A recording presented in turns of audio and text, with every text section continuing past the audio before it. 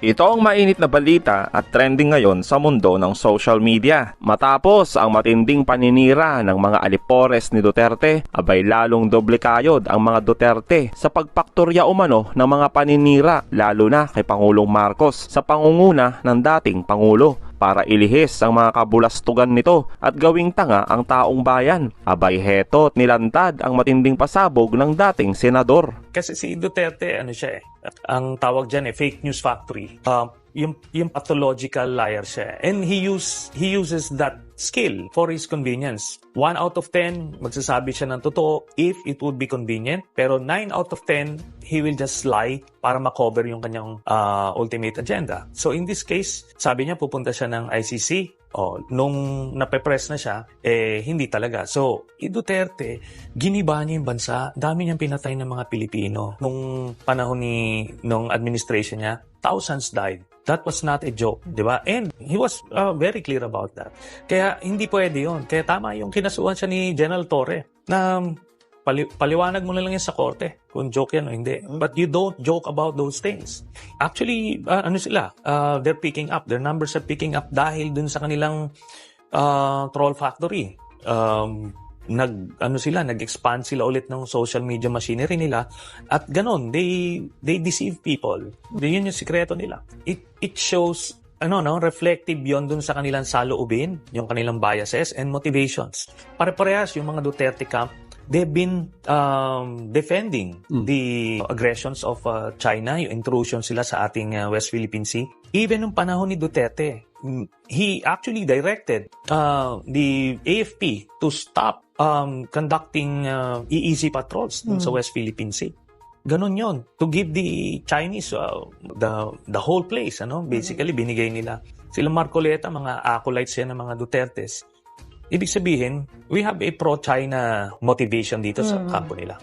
Lalo namang nataranta ang kampo ng mga Duterte matapos ilantad ang mga dagdag ebidensya sa pagiging ninong ng droga ni Pulong at asawa ni Inday, kung saan galit na umano ang dating Pangulong Duterte.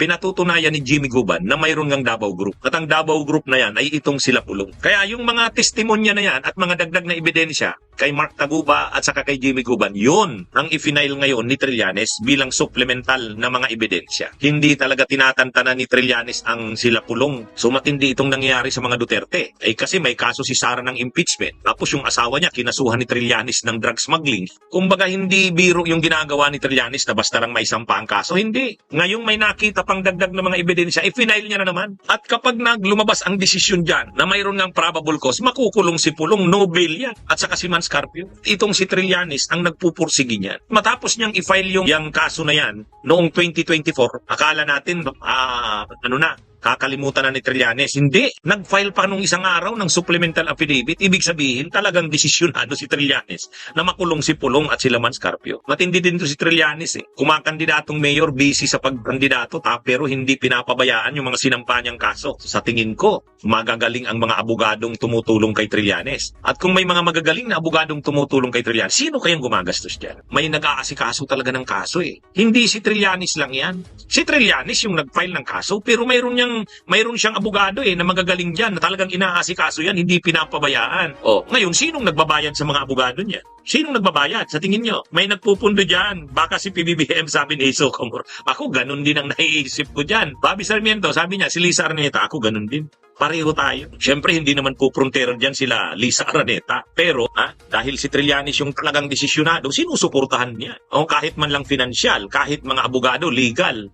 Okay din yan. Kaya kung nung panahon ni Duterte, ginamit din nila ang lahat ng influence nila, kapangyarihan, ay ngayon naman, ganun din ang ginagamit kontra sa kanit, diba? Weather lang yan. Matapang yan si Trillanes. Imaginin mo, kakasuhan mo si Pulong, kakasuhan mo si Scarpio, kakasuhan mo si Digong. Buong pamilya ng Duterte, kinasuhan si Trillanes sa may gawa niya. Ibig sabihin, may mga abogadong nakatutok yan. Magaling ang mga abogado na yan. Alam din yan ang kampo ni Duterte, alam nila yan. Alam nila na si Trillanes may alyansa sa Marcos. Ngayon, ginawa din yan ni Duterte noon. Marami rin siyang mga pinapagalaw. Hindi naman Duterte ang gumagalaw, sila lang yung nasa likod. Ganun din ang ginagawa ngayon, a dose of their own medicine.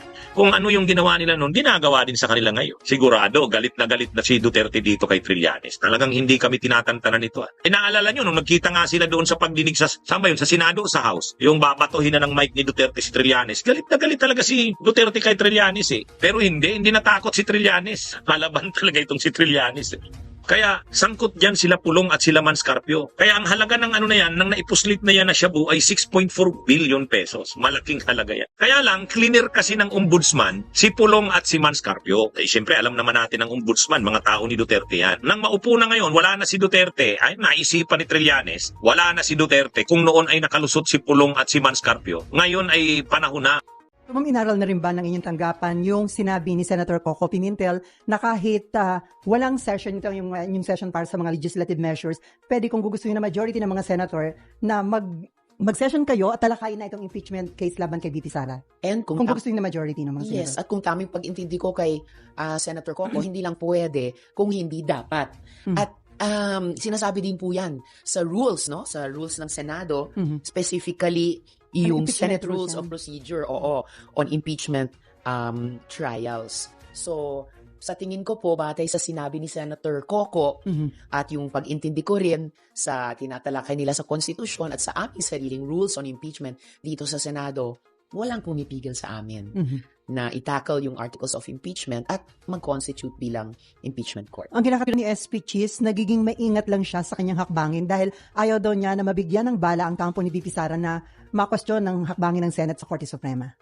Well, hindi na namin kinailangan intayin yon. Ayan, tumakbo na si VP Sara sa Korte Suprema precisely para hamunin yung impeachment complaint na iyon. So in a way, the issues are joined. And muli, napapanahon sabihin, walang pumipigil sa amin sa Senado. Ito pa rin ang aming tungkulin sa ilalim ng Constitution. Ma'am, before RG, bukod sa inyo, sino pang ibang senador ang sumusuporta sa stand ni Senator Coco Pimentel at sa panawagang All Senators Caucus? Sa All Senators Caucus, hindi ko pa sigurado kung ilan pa ang sumusuporta sa ideyang yon. But I wouldn't be surprised kung majority na rin na bilang. Ay dahil ilang beses na rin naman kaming nag-All Senators Caucus sa mga mahalagang issue na hindi kaagad pinagkakasunduan. And at this time, no, sa taong ito, ano pa ang isa sa pinaka-importante kung di itong tanong ng impeachment? Okay, RG. Even before the adjournment noong February 8, never po bang napag-usapan kahit sa lounge or informally yung matter of impeachment among senators? Kasi my point here is, do you think Senator Cheese, SP Cheese, will say all of the things and do all of the things that he has done and said so far without asking first yung kanyang mga kasamahan sa mayorya? Maaring kayo, hindi kayo natanong kasi minority kayo, pero yung mga kasama niya naman, parang ang hirap i-imagine na sasabihin niya lahat ng ginawa niya nang hindi man lang tinatanong yung mga kasama niya sa mayorya, di ba? Well, totoo na may pagka-consultative si SP as a Senate President should be. Kaya, ilang beses din na tuwing, kunyari, suspended ang session sa mga tumpukan sa floor or for that matter sa lounge, of course, magtatanong din siya sa amin. And in fairness sa kanya, kahit sa amin sa minority ni Senator Coco, anong pananaw namin sa ganito o ganyang issue. So, hindi ako magugulat kung nagkonsulta rin siya. And kahit kami, bago pa man nahihinog itong impeachment process, napag-uusapan din yung pananaw ng bawat isa tungkol sa posibilidad noon ng isang impeachment process. So, all the more, umaasa ako na matutuloy yung All Senators Caucus para dun man lang sa caucus for starters, mapag-usapan itutuloy na ba natin yung impeachment trial. And I think na nasabi na ni SP, pwedeng sa June na daw pag convene namin ulit, pag-resume. Pero sa tingin ko, at ito yung pwedeng pakinggan ng mga colleagues namin sa mga argumento ni Senator Coco, posibleng-posible at para sa akin, and I believe para kay Senator Coco, mas desirable at kayang gawin mas maaga sa Hunyo. But why would they want to do that now? Kasi why couldn't they have done it earlier if they really wanted it, diba? Kasi kung may boto talaga yan, kung may numero talaga yan, it could have been done as early as, last month or early this month. February pala. Totoo, it could have been done earlier this month rather than hanggang ngayon parang napipinto pa yung desisyon kung gagawin na namin o hindi. But at least, kung gagawin na namin ngayong Pebrero o Marso, Abril, Mayo, mas okay na yon kesa sa Hunyo pa. So, once mabuo yung desisyon, tingin ko nga hindi lang desisyon, dapat obligasyon sa ilalim ng Constitution ng majority na bilang ng mga senador. Again, I don't see anything standing in our way. Ma'am, how would you address pala yung thinking you are a sure convict vote because your party mates in Akbayan are among the complainants in the first in one of the earlier complaints. Akbayan was the endorser, not a complainant but the endorser of the first complaint. Pero bago pa man hinain nung aming mga allies sa civil society yung several impeachment complaints, bago pa man inendorso yung mga complaints na iyon ng iba't ibang mga representante sa House, nire-raise na namin dito sa Senado ng minority, nire-raise ko na rin yung mga issue ng transparency and accountability na ilan sa mga importanteng grounds ng iba't ibang articles of impeachment na inihain sa House. So, bago pa man sa mga party or partisan considerations, siguro mas doon nakabatay yung tingin ng mga mamamayan kung ano yung posibleng maging boto ko o boto namin. Dahil sa mga issue na nakapaloob sa mga grounds. And in the end, syempre, kumbaga, natatanging prosesong impeachment, sabi nila, sui generis. So, bilang Senator Judge, eventually, kung matutuloy na ito, at gaya ng paalala ni SP, magiging impartial, fair, aaralin talaga at titimbangin yung mga ebidensya. Which of course, up to today, ay marami na at mabibigat sa isang parang plain na pagtingin. But again, the impeachment process is unique unto itself. So, ako, excited akong gawin yung tungkulin namin and in that proper frame of mind. So can the Vice President and her supporters expect fairness and impartiality from you? Of course, she can. They can. As she could have and they could have sa mga previous processes na magkasama kami o nagharapan kami. And I expect no less from her. Actually, is it really possible for you to set aside everything that happened in the past, especially in the past budget hearing? Kasi immortalized na yung exchanges ninyo sa YouTube, sa SOCMED, and I'm sure it's still fresh in your mind. So parang how can you divorce that, if you may, from the idea of whatever your appreciation of her arguments and her evidence may be during the trial, whenever it happens? Well, syempre, nobody can completely divorce oneself or forget what has happened. At kahit yung mga nasa social media, syempre, resibo yun sa aming lahat. But the point is, as has been done by senators before and senates before sa mga previous impeachment trials, yun yung hamon sa aming lahat at hamon din sa akin to have that frame of mind na, okay, as if nagsisimula sa simula. Kasi ngayon pa lang naman, if ever magkakaroon ng impeachment process sa particular na public official na ito. So, kailangan pakinggan ko as it were with new ears, isipin ko with a new mind. But syempre, dahil tao, and I think as a responsible legislator, titimbangin ko rin in comparison with previous evidence I have studied, saka previous na appreciation sa mga, halimbawa, testimony ng mga witnesses about this particular public official sa mga articles na maya't maya magbabanggit ng mga issue na tinalakay na rin namin dito dati sa Senado. And I guess that's as good as it gets. So hindi ka naman sure convict vote?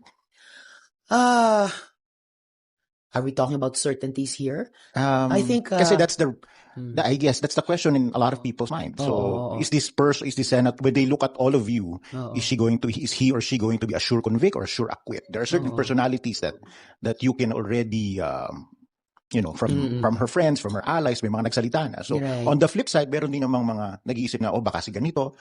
So I raise that question to you. Sa bagay, merong mga nagsabi na sure na boboto sila ng no. Ako, I guess the fairest I can say is that yung mga kababayan natin at yung mga colleagues ko dito sa Senado, I think what can be expected of me or of all of us is to make the best decision we can make. And then, yung track record na rin namin will come into play. How have we passed on issues before? And I tend to be a very consistent person in my work. So, I'll start from there. So, too early to say na may judgment ka naman? I think fair enough to say na may judgment na akong namumuo the past several years na nakita ko sa performance kahit wala pa itong impeachment GP on the issues na inimbestiga namin dati or dinebate namin dati, some of which ay mga pumasok sa importanteng grounds ng impeachment.